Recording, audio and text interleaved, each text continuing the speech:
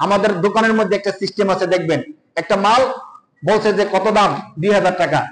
আপনি বললেন যে ভাই 2000 টাকা না 1200 টাকা দিব। তখন দোকানদার কি বলে জানেন? 1200 টাকা কিনতে পারিনি। অথচ অবাক করা বিষয় হলো, আপনি যখন ঠিক আছে ভাই নিব না মালটা, ভাই একটু কমায় নিয়ে যান, 1500 টাকা দেন, না ভাই 1500 নিব না, আর 1300 টাকা দেন, না ভাই 1300 টাকা নিব না। এমন করতে করতে সর্বশেষ এমনও হয় যে 1000 টাকা পর্যন্ত মালটা বিক্রি করে। তা আপনি যে 1000 টাকা মালটা বিক্রি করতেছেন, একটু আগে তো বলছিলেন যে ভাই 1200 টাকা কিনতেও পারিনি, কিন্তু এই কথাটা কেন বললেন? তো এখন জিজ্ঞেস করলাম কেন বলেন। অনেক দোকানদার যখন জিজ্ঞেস করি, বলে হুজুর সত্য কথা বললে কি ব্যবসা হইব? সত্য কথা বললে কি বাড়িতে পেটে খানা যাইব? ব্যবসা ব্যবসা করতে হবে, লাভ করতে হবে, এখানে সত্য মিথ্যার কোনো কিছু নাই। নাউজুবিল্লাহি মিন যালিকাল কাবীর। এত বড় মিথ্যা কথা। সত্য কথা বললে যদি ব্যবসা না হয়, আল্লাহ রাসূল, সাহাবায়ে কেরাম, ওলিয়া উলিয়া তারা কি ব্যবসা করে নাই? আবু বকর রাদিয়াল্লাহু তাআলা আনহু ব্যবসায়ী ছিলেন, ওসমান রাদিয়াল্লাহু তাআলা আনহু ব্যবসায়ী ছিলেন, আব্দুর রহমান ইবনে আউফ তৎকালীন সময়ের শ্রেষ্ঠ সেরা ব্যবসায়ী ছিলেন। তারা কি ব্যবসা করছে না মিথ্যা কথা বলছে? বলেন কেন মিথ্যা কথা বলেন? আপনাদেরকে আমি আজকে একটা তথ্য দিই, মনে রাখবেন। ব্যবসার মধ্যে কেন আমরা মিথ্যা কথা বলি, 2 নাম্বারই করি, কেন এই কাজগুলো করি? এই ক্ষেত্রে শয়তানের ভূমিকা সবচেয়ে বড়। ব্যবসার মধ্যে এই কাজগুলো করার ক্ষেত্রে সবচেয়ে বড় ভূমিকা কার? শয়তানের। শয়তান আমাদেরকে দেয় না সত্য কথা বলতে, সঠিক তথ্য দিতে। কাপড়ের মধ্যে একটু খুদ আছে, সিস্টেম করে রেখে দেয়, বলে না যে কাপড়ের মধ্যে সমস্যা কি। জিনিসপত্রের মধ্যে ফলের দোকানে যাইবেন, দেখবেন খারাপ অংশটা নিচে রাখে, ভালো অংশটা উপরে রাখে। এভাবে বিভিন্ন অসঙ্গতি ব্যবসার মধ্যে থাকে। আমি এক এলাকায় যে ফার্মের মুরগি বিক্রি করে তাদের সাথে কথা বললাম। তো তারা বলে যে হুজুর, ফার্মের মুরগির ক্ষেত্রে যদি 2 নম্বরে না করা হয়, এখানে ব্যবসা লাভ করার কোনো সুযোগ নেই। কেন? হুজুর আমাদের কিনা পড়ে বেশি, কিনার পরে আবার তাদেরকে খাবার খাওয়াতে হয়, রাখতে হয়, ওজন কমে যায়, যত বেশি রাখি ওজন কমে যায়, তখন কিনা দামে আর বেচা দামে সমান সমান হয়ে যায়। তো লাভটা কিভাবে করবো? কিভাবে করেন? তা আমরা কি করি জানেন? ডিজিটাল যে মেশিন আছে না, ওই মেশিন এর মধ্যে 100 গ্রাম কমায় রাখি সবসময়। যখন আমরা 1 কেজি দেই, কতটুকু দিলাম মাল? 900 গ্রাম। 1 কেজি তো 1000 গ্রাম না। যখন 1 কেজি দিলাম, কাস্টমার দেখতেছে 1 কেজি দিছি, কিন্তু মাল দিছি কত? 900 গ্রাম। তো এইভাবে করলে যে 100 গ্রামের টাকাটা লাভ হয়ে গেল, আর ওইটা সমান সমান হলে সমস্যা নেই। নাউজুবিল্লাহি মিন যালিক। দেখ প্রতারণার কত সিস্টেম। রড, ইট, সিমেন্ট যারা বিক্রি করে, কিছুদিন আমি তাদের সাথে কথা বলছি, তারা বলছে এমন হয়, কেউ ধরেন 1000 কেজি রড অর্ডার দিল, 1 টন 2 টন রড তার কম অর্ডার দেয় না, বেশি অর্ডার দিল। এখন যখন যে মালটা দিবে, সরাসরি ওই মালিকের যে ড্রাইভার আমাকে বলছে, আমি তো গাড়ি চালাই, সরাসরি তার মালগুলো আদান প্রদান করি, আপনারা কেউ রাগ করতেছেন নাকি? এই কথা বলতেছি যে বিষয়গুলো বোঝা দরকার। আমি একটা হাদিস বলবো আপনাদেরকে, চমৎকার একটা হাদিস। ওই ড্রাইভার বলতেছে, হুজুর আমি জানি সে কিভাবে 2 নাম্বারই করে। 2 টন 3 টন রড অর্ডার দিছে, তো 1000 কেজি রডের জায়গায় সে 700 কেজি রড দেয়। এখন কাস্টমার যে বাড়িতে, সে তো নিয়ে পাল্লাতে মাপে না যে কত কেজির অর্ডার আছে। ইট 5000 10,000, তো এখানে 500 ইট রেখে দিবে, 100 ইট রেখে দিবে। তো এখন কেউ তো বসে বসে ইট গুলো বলে না 1 2 3 4, অনেকে তো খবর রাখে না। 1000 ইটের মধ্যে 50টা 10টা ইট কমায় দেয়, 10টা ইট কমায় দিলে তো অনেক। 1000 কেজির রডের মধ্যে 100 কেজি রেখে দিলে তো অনেক রড রেখে দিবি। আমি ড্রাইভার, আমি স্বয়ং দেখি সেই কাজগুলো করে। এইভাবে ব্যবসার মধ্যে 2 নাম্বার এগুলো করে। অথচ রাসূলুল্লাহ সাল্লাল্লাহু আলাইহি ওয়াসাল্লাম একটা হাদিস দেখেন, আল্লাহ রাসূল সাল্লাল্লাহু আলাইহি ওয়াসাল্লাম বলেন, আত-তাজিরুস সুদুকুল আমিন মান নাবিয়িনা ওয়াস-সিদ্দিকিনা ওয়াশ-শুহাদা'i ওয়াস-সালিহিন। আল্লাহ রাসূল সাল্লাল্লাহু আলাইহি ওয়াসাল্লাম বলেন, দেখো আমি নবী তো নিজে ব্যবসা করছি, বাকি আমার উম্মতের মধ্যে যারা সৎ ব্যবসা করবে, কি ব্যবসা করবে ভাই? বলেন সৎ ব্যবসা। কি ব্যবসা? সৎ ব্যবসা করবে। আল্লাহ রাসূল বলেন তাদের হাসর হবে নবীদের সাথে, সিদ্দিকদের সাথে। সুবহানাল্লাহ।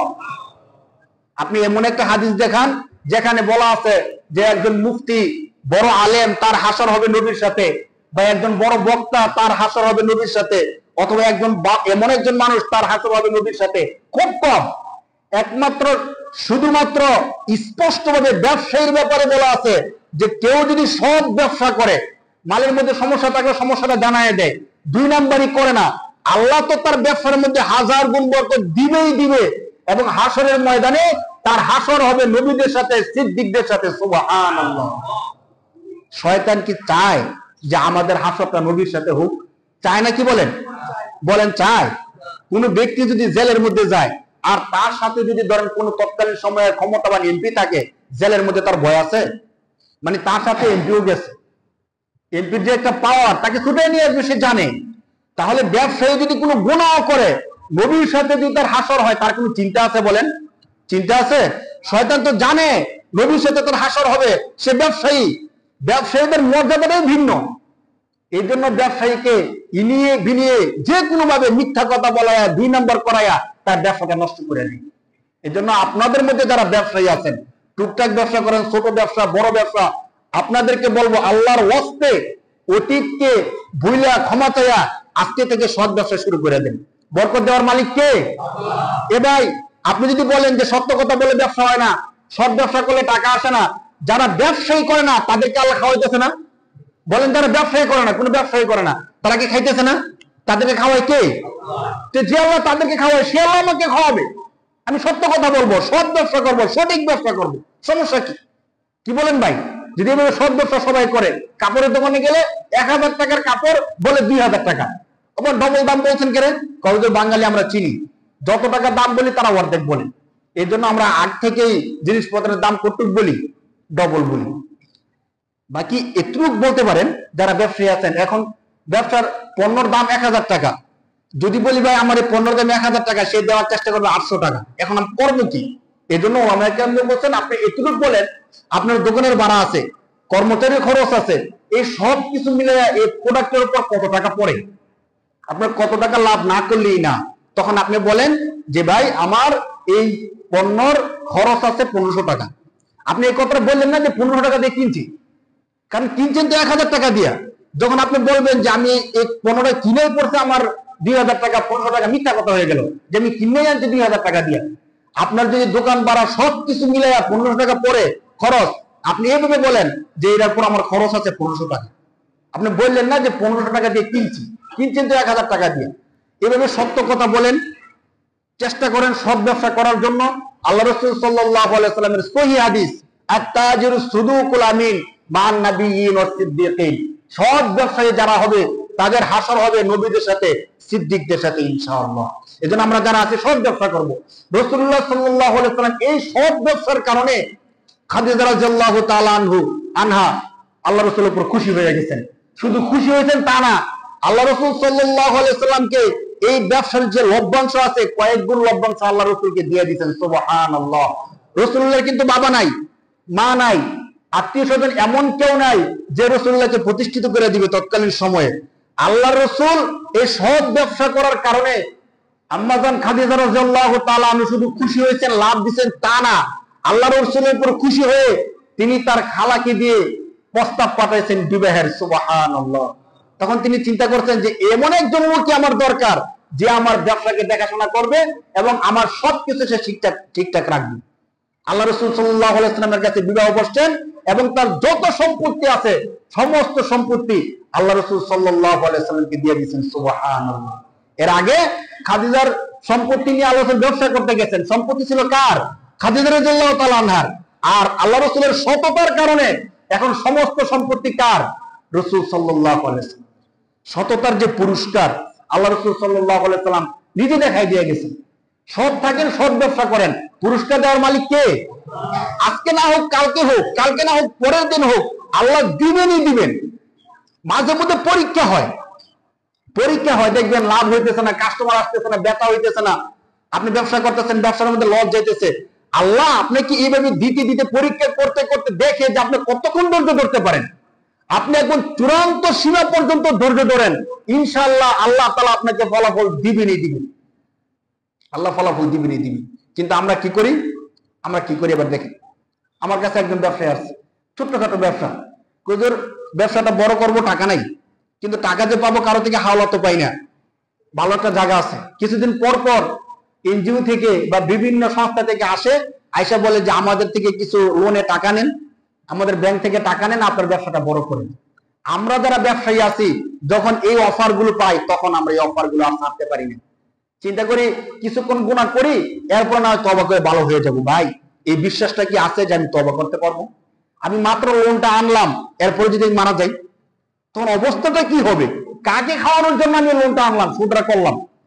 ব্যবসা আমার হালাল ছিল, আমার রক্তের কামাই ছিল, ঘাম শ্রম সব মিলে আল্লাহর পক্ষ থেকে ছিল। কিন্তু আমি যখন ব্যাংক লোন আনলাম, যখন আমি সুদে টাকা এনে ব্যবসা করলাম, আমার শ্রম ঘাম সবকিছু হারাম হয়ে গেল, তখন অবস্থাটা কি হবে বলেন? আমি সেজদা দিতে আসছি, নামাজ পড়তে আসছি, যে খাবার খেয়ে আসছি ওই খাবারটা ছিল সুদের খাবার। আমি যে পোশাকটা পরিধান করে আসছি সুদের টাকায় কিনা পোশাক, বলেন কি অবস্থা হবে আমার মনে? আমরা কি খেয়াল করি? আল্লাহ তো আমাকে এই বিষয়টা দিয়ে পরীক্ষা করতেছেন। যখন আপনাকে এসে অফার দেয় ব্যাংক থেকে লোন নেওয়ার জন্য, আপনি তখন একটু ধৈর্য ধরেন যে আল্লাহর পক্ষ থেকে আমার কাছে পরীক্ষা আসছে, আমি দেখি আল্লাহ কি করে। আল্লাহ রসুলের একজন সাহাবী, আল্লাহ রসুল যখন রাগ করছেন, আল্লাহ রসুল সবার সাথে তাকে কথা বলা বন্ধ করে দিচ্ছেন। যখন আরবের বাইরের কাফেররা শুনছে যে আল্লাহ রসুলের গুরুত্বপূর্ণ একজন সাহাবী, তার সাথে কথাবার্তা বলা সবকিছু নিষিদ্ধ করে দিছে, তখন ওই একজন বাদশাহ তার কাছে চিঠি পাঠাইছে যে আমি শুনছি যে তোমার নবী মুহাম্মদ সাল্লাল্লাহু আলাইহি সাল্লাম তোমার সাথে কথাবার্তা বলা লেনদেন সব বন্ধ করে দিছে। তুমি এক কাজ করো, আমার দেশে চলে আসো, তোমাকে আমি এমন বড় পদবি দিয়ে দিই, তোমার কোনো চিন্তা হবে না, সবকিছু আমরা ব্যবস্থা করে দিই। ওই সাহাবী যখন কাগজটা পাইছে তিনি কান্না করে দিছে যে আল্লাহ আপনি আমার পরীক্ষা নিতেছেন, এত বড় পরীক্ষা। সাথে সাথে কাগজটাকে আগুনের মধ্যে নিক্ষেপ করে দিছে। তিনি বলছে অসম্ভব, এটা আল্লাহর পক্ষ থেকে আমার উপর পরীক্ষা, আমি কখনোই কাজটা করতে পারি না। পরবর্তীতে আল্লাহ তাআলা তাদের উপর খুশি হয়ে কোরআন শরীফের মধ্যে আয়াত নাযিল করে দিয়েছেন। সুবহানাল্লাহ। কোরআন শরীফের 11 নম্বর পারার 3 নম্বর পৃষ্ঠা 5 নম্বর পৃষ্ঠা তাদের আলোচনা করছেন আল্লাহ তাআলা। এজন্য আমি আপনাদেরকে বলবো একটু সৎ থাকার চেষ্টা করেন ভাই। যারা আমাদের আগে ছিল অনেক লক্ষ লক্ষ টাকা কামাইছে, বিশাল বড় ব্যবসায়ী ছিল, অনেক ব্যবসায়ী এমন হয়েছে না যে এক যুগ ব্যবসা করছে আরেক যুগ জেলখানার মধ্যে কাটাইতেছে। বিশাল ব্যবসা করার পরও তাদের লাঞ্ছনা বঞ্চনার শেষ নাই। সর্বশেষ যদি আপনি ভালো দেখেনও মৃত্যুবরণ করার পরে তাদের ফলাফলটা কি হয় ভাই? এই জন্য আপনাদেরকে বলবো আমি অন্তত সৎ ব্যবসা করার চেষ্টা করি। আমরা সবাই অনেকেই একটু ব্যবসার সাথে জড়িত, সৎ ব্যবসা করি।